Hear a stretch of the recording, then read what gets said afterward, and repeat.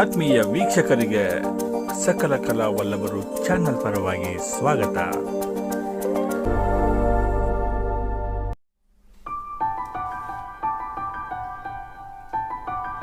ಕಬೀರ್ ಸಾಹೇಬರು ಪ್ರತ್ಯೇಕ ಧರ್ಮ ಬೋಧನೆ ಮಾಡಿದ್ದಾರ? ಧರ್ಮ ಅಂತ ಎಲ್ಲೂ ಹೇಳಲಿಲ್ಲ ಅವರು. ಕಬೀರ್ ಧರ್ಮ ಪ್ರತ್ಯೇಕ ಧರ್ಮ, ಪಂಥ ಅಂತ ಹೇಳಿದ್ರು. ಕಬೀರ್ ಪಂಥ ಅಂತ, ಮಾರ್ಗ ಏನು? ಮೋಕ್ಷ ಸಾಧನೆಗೆ ಈ ಮಾರ್ಗದಲ್ಲಿ ನಡೆದ್ರೆ ನೀನು ಮುಕ್ತನಾಗ್ತೀಯ.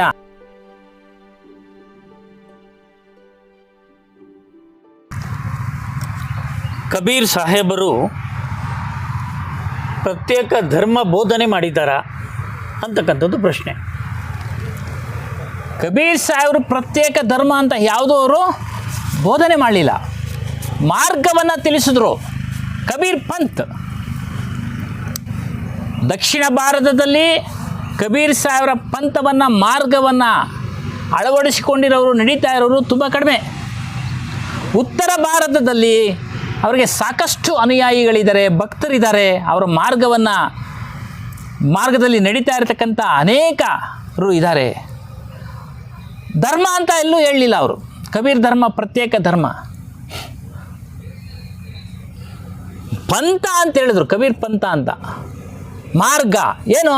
ಮೋಕ್ಷ ಸಾಧನೆಗೆ ಈ ಮಾರ್ಗದಲ್ಲಿ ನಡೆದ್ರೆ ನೀನು ಮುಕ್ತನಾಗ್ತೀಯ. ಅದನ್ನು ಧರ್ಮಗ್ರಂಥಗಳು ತಿಳಿಸಿದ್ದಾವೆ. ಮನುಷ್ಯ ವೈರಾಗ್ಯವಂತನಾಗಿ ಅನಾಸಕ್ತಿಯಿಂದ ತನ್ನ ಜೀವನವನ್ನು ನಿರ್ವಹಣೆ ಮಾಡ್ತಾ ಆತ್ಮಜ್ಞಾನವನ್ನು ಪಡೆದುಕೊಳ್ಬೋದು. ಆತ್ಮದಲ್ಲಿ ಅವನು ನಿಲ್ಲಬಹುದು, ಶಾಶ್ವತವಾಗಿ ಸುಖವನ್ನು ಅನುಭವಿಸೋದು ಅನ್ನೋ ಒಂದು ವಿಚಾರವನ್ನು ಹೇಳಿದ್ದಾರೆ. ಅವರು ಯಾವುದೇ ಪ್ರತ್ಯೇಕ ಧರ್ಮ ಅಂತೇಳಿ ಎಲ್ಲೂ ಹೇಳಿಲ್ಲ. ಮತ್ತು ಇನ್ನೊಂದು ವಿಚಾರವನ್ನು ಹೇಳಿದ್ದಾರೆ, ಅದನ್ನು ಒಂದು ಉದಾಹರಣೆ ಮೂಲಕ ತಿಳಿಸೋಕ್ಕೆ ಪ್ರಯತ್ನ ಪಡ್ತೀನಿ. ಈ ಬೋಧಿ ವೃಕ್ಷದಲ್ಲಿ ಅನೇಕ ಒಂದು ವಿಚಾರಗಳನ್ನು ತಿಳಿಸ್ತಾರೆ. ಅದರಲ್ಲಿ ಒಂದು ಕತೆ ಬಂದಿತ್ತು. ಬುದ್ಧನ ಸಂದರ್ಭದಲ್ಲಿ ನಡೆದಿದೆ ಅಂತ ಹೇಳಿದ್ರು. ಏನು ಅಂತ ಅಂದರೆ, ಈ ಸತ್ಸಂಗಗಳು ಅಲ್ಲಲ್ಲಿ ನಡೀತಾ ಇದ್ವು ಆಗ ಸಾಕಷ್ಟು.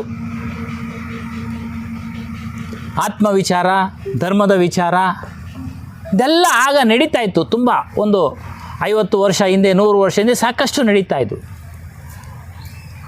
ಬುದ್ಧನ ಸಮಯದಲ್ಲಿ ಇದೇ ರೀತಿ ಸತ್ಸಂಗ ನಡೀತಾ ಇತ್ತು. ಅನೇಕ ಮಹಾತ್ಮರು ಬಂದು ಸತ್ಸಂಗ ಮಾಡ್ತಾಯಿದ್ರು. ಆ ಒಬ್ಬ ವ್ಯಕ್ತಿ ಎಲ್ಲವನ್ನ ಕೇಳ್ತಾ ಇದ್ದ. ಎಲ್ಲ ಸಂತ ಮಹಾತ್ಮರು ನಮ್ಮದೇ ಶ್ರೇಷ್ಠ ಅಂತ ಹೇಳ್ತಾ ಹೋಗ್ತಾ ಇದ್ದದನ್ನು ಇವನು ಕೇಳಿಸ್ಕೊಂಡಿದ್ದ. ಆ ವ್ಯಕ್ತಿ ಬುದ್ಧ ಬಂದು ಅಲ್ಲಿ ಪ್ರವಚನವನ್ನು ನೀಡುವಾಗ, ಪ್ರವಚನ ನೀಡುವುದಕ್ಕೆ ಮೊದಲೋ ಅಥವಾ ನಂತರವೋ ಬುದ್ಧನನ್ನು ಪ್ರಶ್ನೆ ಆಗ್ತಾನೆ. ನೋಡಿ ಸ್ವಾಮಿ, ಎಲ್ಲರೂ ಬಂದು ನಮ್ಮದು ಶ್ರೇಷ್ಠ, ನಮ್ಮ ಪಂಥ ಶ್ರೇಷ್ಠ, ನಮ್ಮ ಧರ್ಮ ಶ್ರೇಷ್ಠ, ನಮ್ಮ ಮತ ಶ್ರೇಷ್ಠ ಅಂತೇಳಿ ಹೋಗ್ತಾ ಇದ್ದಾರೆ ಪ್ರವಚನ ಕೊಡುವಾಗ. ಇದು ಹೇಗೆ ನಾವು ತೆಗೆದುಕೊಳ್ಳೋದು? ಅದಕ್ಕೆ ಬುದ್ಧ ಒಂದು ಅದ್ಭುತ ಮಾತು ಹೇಳ್ತಾರೆ. ನೋಡಪ್ಪ, ನಾನು ಏನನ್ನು ಹೇಳ್ತೀನೋ ಅದನ್ನು ನೀನು ಅಳವಡಿಸ್ಕೊಳ್ಬೇಕಾದ್ರೂ ನೀನು ವಿಚಾರ ಮಾಡಬೇಕು. ಸ್ವತಃ ನೀನು ವಿಚಾರ ಮಾಡಿ ನಿನಗೆ ನಂಬಿಕೆ, ವಿಶ್ವಾಸ ಕಂಡು ಬಂದರೆ ಅದನ್ನು ಒಪ್ಕೋ. ನಾನು ಹೇಳಿದ್ರು ಸಹ ಅದೇ ರೀತಿಯ ಕಬೀರ್ ಸಾಹೇಬರು ಸಹ ಹೇಳಿದ್ರು, ನನ್ನ ಈ ಒಂದು ವಿಚಾರ ನೀವೇ ವಿಮರ್ಶೆ ಮಾಡಬೇಕು. ನಿಮ್ಮಲ್ಲಿ ಆ ಶಕ್ತಿ ಇದೆ. ಮನುಷ್ಯನಲ್ಲಿ ವಿಶೇಷವಾದ ಶಕ್ತಿ ಇದೆ, ಯೋಚನೆ ಮಾಡತಕ್ಕಂಥ ಶಕ್ತಿ ಇದೆ. ಹಾಗಾಗಿ ಎಲ್ಲ ಶಬ್ದಗಳನ್ನು ಮಂಥನ ಮಾಡಿ, ವಿಚಾರ ಮಾಡಿ, ನಿಮ್ಮಲ್ಲಿ ನಮ್ಮ ಶಬ್ದಗಳಲ್ಲಿ ಸತ್ಯ ಕಂಡು ಬಂದರೆ ಆಗ ನೀವು ನಂಬಿ. ಇದರಲ್ಲಿ ಬಲವಂತದ ಪ್ರಶ್ನೆ ಇಲ್ಲ, ನಂಬಲೇಬೇಕು ಅಂತೇನಿಲ್ಲ, ನಮ್ಮ ಪಂಥಕ್ಕೆ ಬರಲೇಬೇಕು ಅಂತೇನಿಲ್ಲ, ಒತ್ತಾಯ ಹಾಕಲಿಲ್ಲ.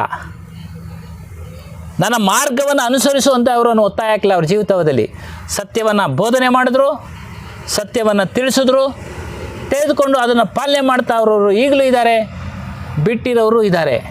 ಅದು ಅವರವರ ಸ್ವಂತ ವಿಷಯ. ಹಾಗಾಗಿ ಕಬೀರ್ ಸಾಹೇಬರು ಯಾವುದೇ ಪ್ರತ್ಯೇಕ ಧರ್ಮ ಅಂಥೇಳಿ ಅವರು ಬೋಧನೆ ಮಾಡಲಿಲ್ಲ, ಸ್ಥಾಪನೆ ಮಾಡಲಿಲ್ಲ.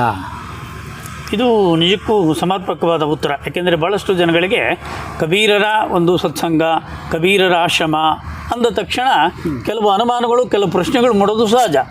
ಆದರೆ ಇಲ್ಲಿ ಅವರ ಅವರ ಚಿಂತನೆಗಳೇನಿದೆ ಅದನ್ನು ಮುಕ್ತವಾಗಿ ಇಲ್ಲಿ ಹೇಳೋದಕ್ಕೆ ನಿಜವಾಗೂ ಭಾಳ ಸಂತೋಷ ಆಯಿತು.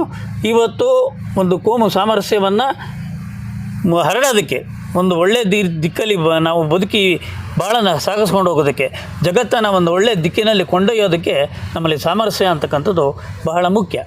ಜೊತೆಗೆ ಇದರಲ್ಲಿ ಭಾಳ ಇಂಪಾರ್ಟೆಂಟಾಗಿ ನಾವು ಕಳೆದ 2 ವರ್ಷಗಳಿಂದನೂ ಕೂತು ನಿಮ್ಮೊಟ್ಟಿಗೆ ಚರ್ಚೆ ಮಾಡ್ತಾ ನಮ್ಮಲ್ಲಿರ್ತಕ್ಕಂಥ ಹಲವಾರು ಪ್ರಶ್ನೆಗಳನ್ನು ಕೇಳಿದಾಗೆಲ್ಲನೂ ಅದಕ್ಕೆ ಸಮರ್ಪಕವಾದ ಉತ್ತರಗಳನ್ನು ಕೊಡೋದ್ರ ಮುಖಾಂತರ ನಮ್ಮ ಅನುಮಾನಗಳನ್ನು ಕೂಡ ನೀವು ಇಷ್ಟೋ ಸಂದರ್ಭಗಳಲ್ಲಿ ನಿವಾರಣೆ ಮಾಡಿದ್ದೀರಾ. ಭಾಳ ಸಂತೋಷ. ನಮ್ಮ ಸಕಲ ಕಲಾವಲ್ಲಭರು ಚಾನಲ್ನ ಬೆಂಬಲಿಸಿ. ಮತ್ತೆ ಭೇಟಿಯಾಗೋಣ. ಧನ್ಯವಾದಗಳು.